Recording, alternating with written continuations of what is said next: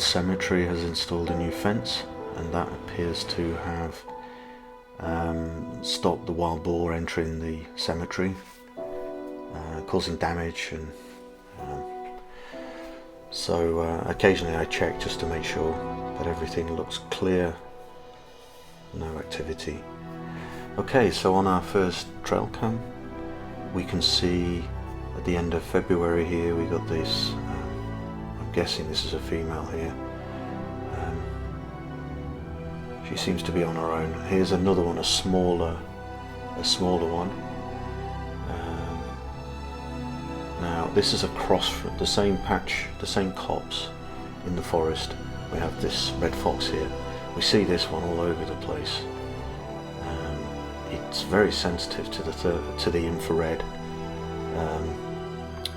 lighting off the camera. Now here we go, the wild boar, our first wild boar in part 3, and it's just foraging for food here. Not a great shot, but at least I'm in the right part of the forest. Okay, so we have there was a female lying on the ground here. We've got the male. These two are always together. I've got a nice bit of video footage coming up shortly, a close-up with the trail cam. But it's nice to see the different settings available for the thermal imaging camera. You can see, depending on the situation, different colours enhance the antlers and the different body parts and the trees and the foliage. So yeah, I just thought it was a good example. I see these guys all the time. They basically are permanently in the forest, just here. Okay, so again, I'm guessing this is a female coming through on the 27th of Feb, and on the 2nd of March. I'm guessing this is a male here. He's a medium-sized male. He's on his own. Quite often it looks as if the males are on their own. And just 3 minutes later, this large male, he's the big one, seems to be following. So I don't know whether he's warning off the other one.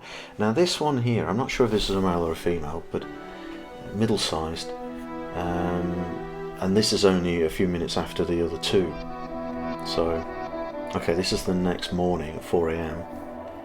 We've got this again, I'm assuming this is a male.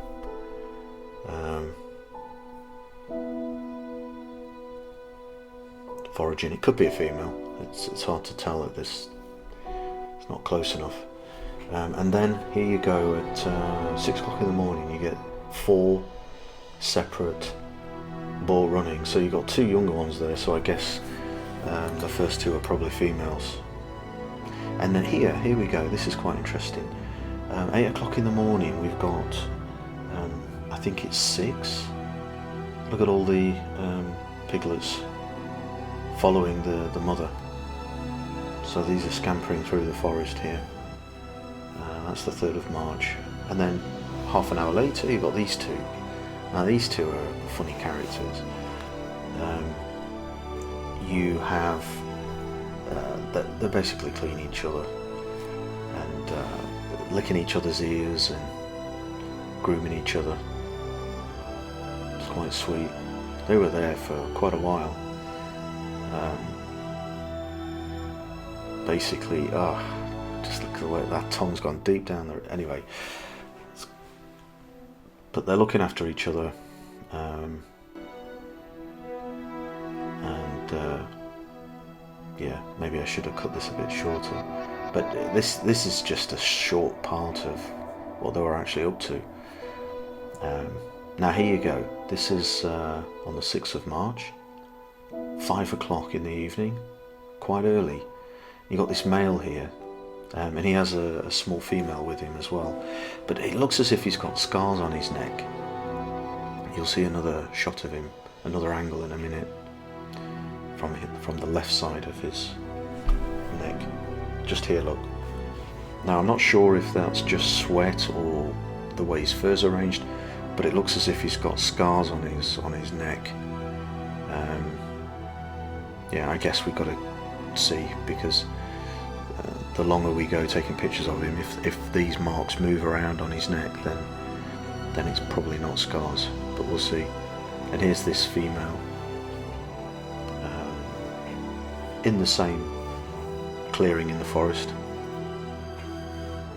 I do have a camera there right now, which I'll pick up probably in a couple of weeks. Give it a chance. But nice shot here, lovely fur.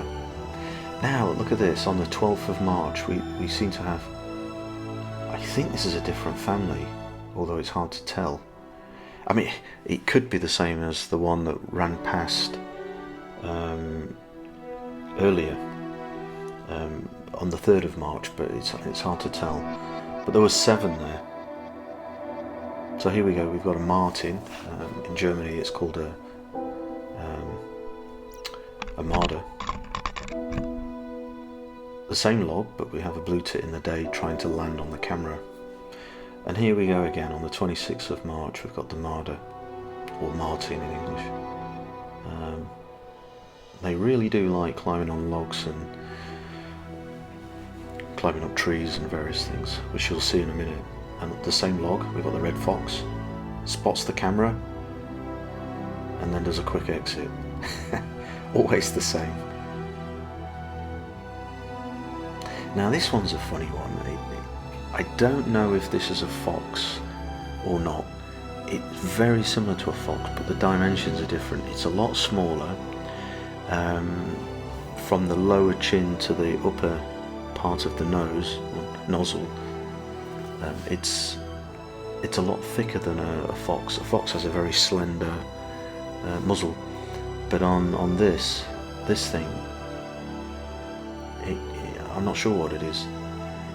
It looks like it's possibly in the fox family, but he's walking towards me, and then I'm just standing still in the middle of the path, and then he spots me, and he's thinking, I'm not sure what that is, but I don't like the look of it. So you can see from the profile the thickness of the skull. It's a lot different to a normal fox, so it could be a different variety, I don't know. But he's going round me. He basically does a complete circle around me and then exits 180 degrees from where he came in. So he knows where he's going, but he wants to keep his distance from me, which is understandable. And these two live close to the golf course, and here's the second one. They're always going out every night. Sometimes they're together, but there's a bit of a distance between them, so you might find that they're just a few minutes apart. So I don't know if they're too young or a mating pair, I don't know. Now this one here, this is a female. She's always she's quite relaxed when you walk past. She doesn't dart off. And then we have the lake. There's like a pond, and we have a breeding pair of, I'm not sure if they're ducks. Try and find them in the day. And this is interesting. This is a bat flying over the path, and what you see is the only warm part is the body. You don't see the wings very easily, probably because the wings cool down with the air temperature, with all the, you know. Now this is the Marder again up the tree. This is a fallen tree leaning against another one, so he can run up and down without too much trouble. I think it's the same one we saw earlier in the video, and yeah, he's not particularly happy that I'm there, so he hangs around for a few minutes. I think I was standing there for 5 or 10 minutes, and then he decided to leave, and as he crosses here you get a good shot there, the thermal imaging shot, and here it is again on the trunk, which is actually behind the tree that you just saw that he was climbing on. and he obviously has an itchy bum, so no, they seem to mark everywhere, same as the badgers. This is the badger set, and he's always marking the territory, or she is. I guess it's his.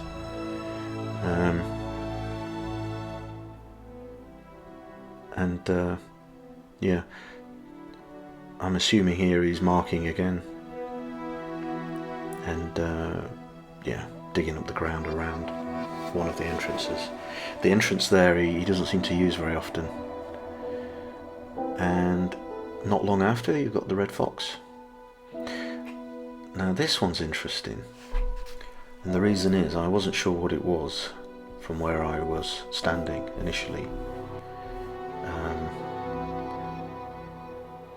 But then I realised it was actually the badger from the badger set, because we're not far away here. And they spend a lot of time scratching, digging, sniffing around the logs, old logs, probably because of the insects.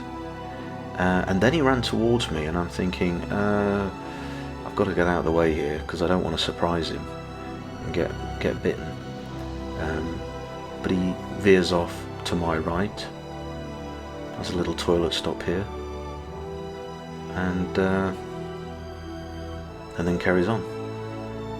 Now at some point here, he seems to stop and look in my... Right here, he was behind the tree. I wasn't sure if he was coming towards me behind the tree, so I was a little bit cautious. And then here, he seems to stop, wait for it, there, and then looks my way. So I'm wondering whether he catches my scent and realises I'm close, but then trots off into the forest. Not before sniffing around this other log here.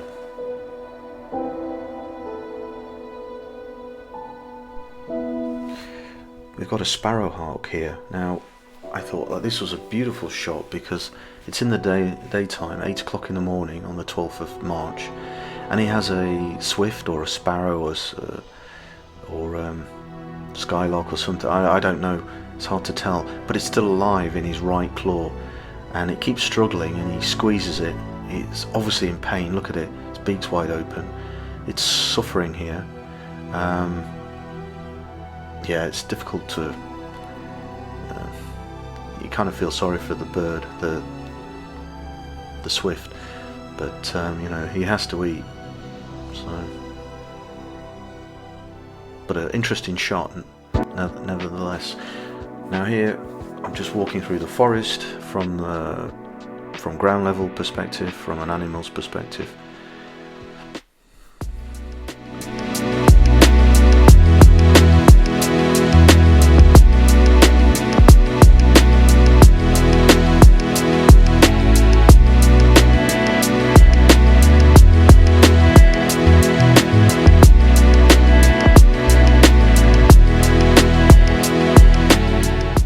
So here's one of the two main entrances to the badger set. This one seems to be used quite a bit. You can see the footprints in the sand there. And this general area here, it looks as if we've had wild boar, but I've also seen the badgers digging up the moss and looking for insects as well. So, but because of the amount, here's an entrance it doesn't use very often. It has spiders' webs in it, but I guess it will if it needs to. And look at all the damage here. This is all moss being turned over. I know the badgers do this, but this is an awful lot, so I would have assumed this will be the wild boar. I put a camera here for 2 weeks to see if I could catch them, to find out what was causing it, but here's the trail cam. Didn't catch anything, so waste of time. So I moved it over to another location. It was over there, and I've now moved it to another tree. Overlooking one of the entrances to the badger set here, and slightly to the top left corner here of the screen, now in the middle, that's the main entrance that seems to be used majority of the time.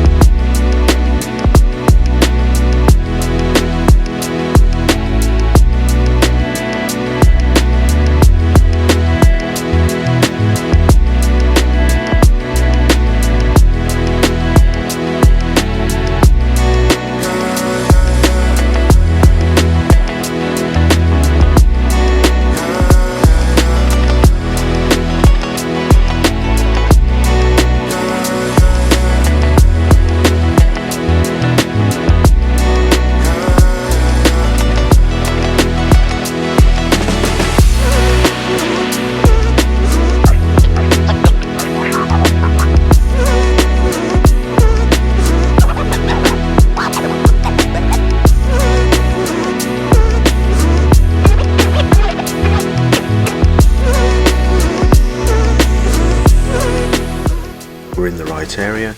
We'll keep going till we get some better thermal imaging footage. Thanks for watching. See you in the next video.